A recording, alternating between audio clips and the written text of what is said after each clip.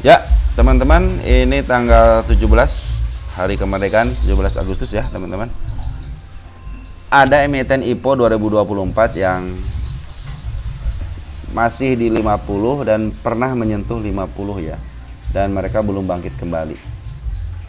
Jadi kita akan update ini bagian keduanya ya. Yang pertama kan saham IPO 2024 ya, tahun ini.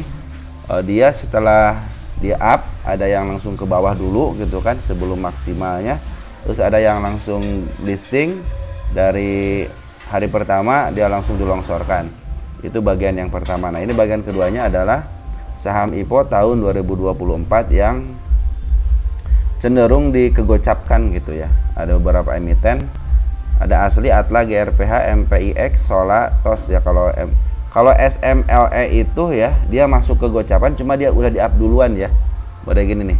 Ya, saya juga nanti mungkin untuk selanjutnya akan meneliti juga emiten-emiten yang setelah diturunkan ke bawah terus diturunkan lagi ya. Apakah dia akan pullback lagi atau enggak.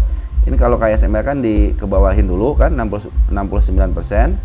Terus nanti dia di-up lagi sampai 200% ya. Artinya ini sebenarnya udah si bandar udah jualan di sini gitu ya. Di sini kan tinggal pendistribusian aja kepada masyarakat gitu kan. Jadi lagi diserahkan kepada market kalau ini gitu kan. Cuma sekarang agak lagi bangkit lagi, mungkin nanti akan kita bahas ya. Untuk saat ini, untuk bagian pertama yang harga saham IPO 2024, ingat ya, saham IPO 2024 yang digocapkan. Yang pertama adalah Asli. Oh, teman-teman bukan ajakan menjual dan membeli ya. Ini kita nanti pelajari, nanti teman-teman hasilnya apapun yang terjadi, hasilnya nanti teman apabila menemukan emiten seperti ini di saham IPO, apa yang harus kalian lakukan? Apakah masuk atau kalian tinggalkan gitu kan? Nah, makanya saya memberikan istilahnya rekaman video ini biar teman-teman nanti ke depannya, oh iya saya punya saham IPO, beli di awal, ternyata digocapkan, tapi dia pullback lagi ke atas lagi gitu kan. Itu menjadikan pengalaman buat kita, makanya saya rekam ya. Yang pertama ada saham Asli ya. Asli itu semenjak dia IPO, dia tidak pernah menyentuh ke atas lagi ya, malahan cenderung di 50 kan ya. Harga ke atas si 125 ya, harga IPO nya cuma 100 ya, harga IPO itu 100. Untuk underwaternya adalah si XA ya. Nah, sekarang itu sering saya update gitu untuk perkembangan si bandarnya. Jadi kita tidak akan melihat dari bandarnya dulu siapa yang masuk siapa yang keluar, cuman kita akan mengikuti pergerakan bandarnya aja ya. Cenderung sekarang itu Asli itu lagi didiamkan dari Poren dan bandar lokal. Bandar lokal ada pengambilan sedikit, dia semenjak kemarin diangkat ke 51 terus di 52 disedaukan, dia tidak diangkat lagi, tapi Smart Money udah mulai masuk. Artinya nanti mungkin apakah ini kedepannya si Asli ini bakal di-up lagi ke 125 atau menuju ke harga IPO-nya, akan kita saksikan. Ini udah jalan sekitar dari bulan Januari ya, sekitar 8 bulan ya. 8 bulan, apakah dia akan kembali lagi ke harga aslinya atau dia pullback ke arah 125 nya pas harga listingnya di sini ya. Berapa listingnya nih? Bukan 125 ya, 125 kan? Ya, 125 ya. Nah, terus yang kedua ada Atla ya. Atla, lihat, kalian sendiri lihat ya, semenjak dia ada kenaikan, kalau ini kan ada kenaikan nih ya. Ada kenaikan sebentar 130. Nah, nanti teman-teman, ini Atla kasusnya kayak SMLE ya. Jadi di-up dulu baru diturunin. Nah, ini saya pikir ini kalau kita pelajari itu akan lebih baik lagi, karena semenjak dia diturunkan listing ya, turunkan gitu kan.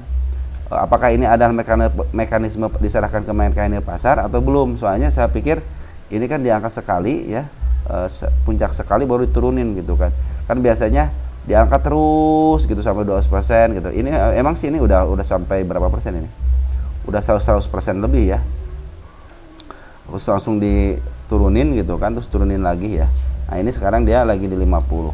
Nah, dari bandar lokal juga dia cenderung dia ngebuang, cuman agak datar dikit, dia tidak terlalu ngebuang untuk dikebawahin.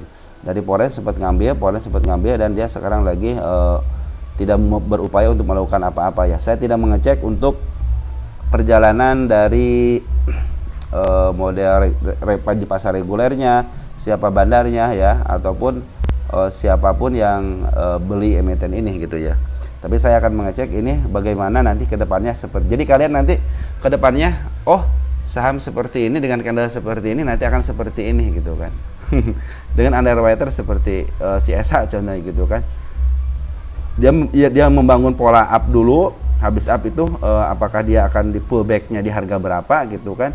Kan harga 50 nih sampai ke harga berapa dia maksimal tertingginya.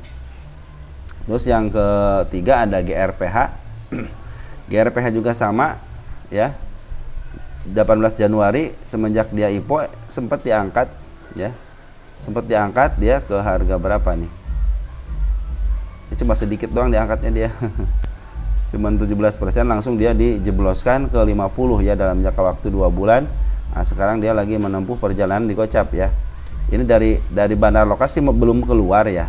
Dia cenderung ngambil sedikit-sedikit, poren juga belum keluar. Artinya dia lagi di sideway kan di 50, dibiarkan, digeletakin. Nah, nanti si GRPH malahan ini belum terlihat bangkit sama sekali ya. 1 2 3 4 4 selama 4 bulan, 4,5 bulan.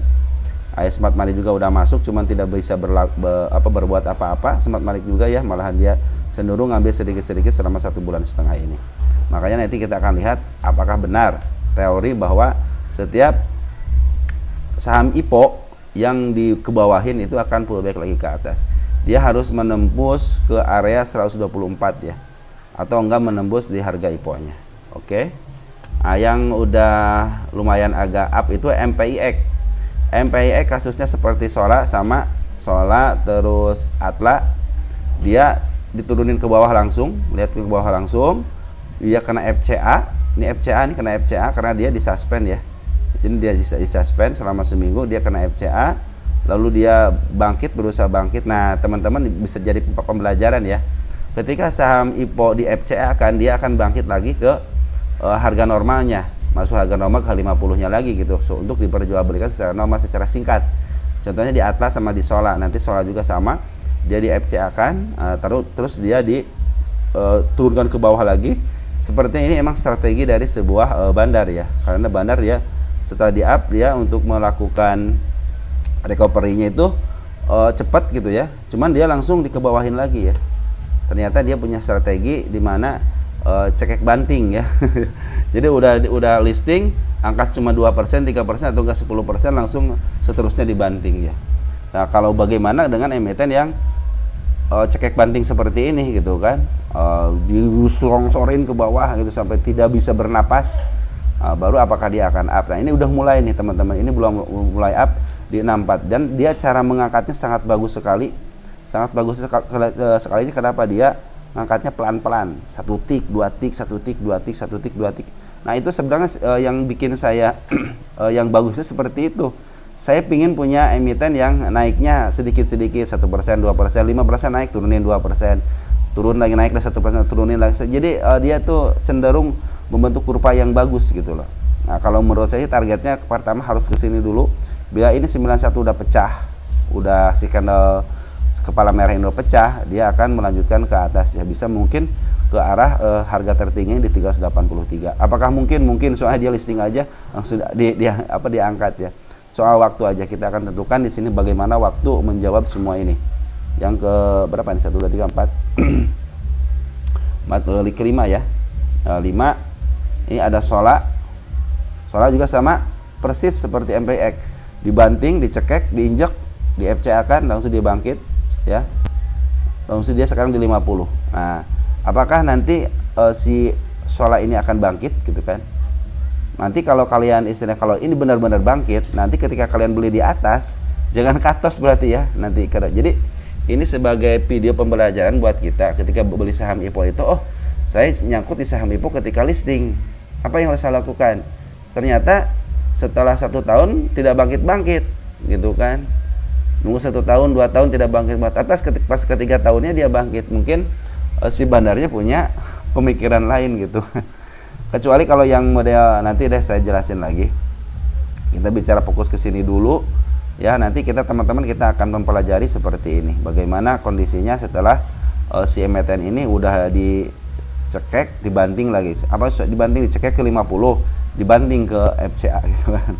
Ada TOS ya. TOS sekarang udah mulai ke 53.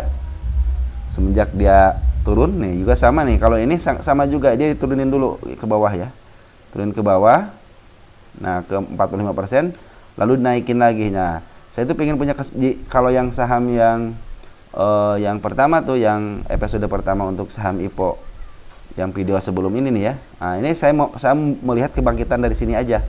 Nah jadi sudah turun ini langsung ke siniin. Nah ini setelah turun agak naikin terus dibanting ke 50. Apakah ini udah masuk ke mekanisme pasar atau tidak? Karena saya melihat di sini nih, di sini dia sebenarnya udah mulai mempermainkan cuma di sini aja. Cuman saya penasaran dia punya kepala merah di sini. Apakah bisa tertembus lagi? Bisa jadi tertembus lagi. Kenapa? Karena di sini udah ngasih tanda juga ke 67, terus dia mau ke 59. Nah, teman-teman, nanti kita buktikan nih apakah benar ya, sebuah emiten itu ketika diipokan, dia dijeretkan sampai ke 50, dicekek, diinjak, apakah dia akan bisa bangkit lagi atau tidak. Nah, itulah yang akan kita pelajari nanti teman-teman.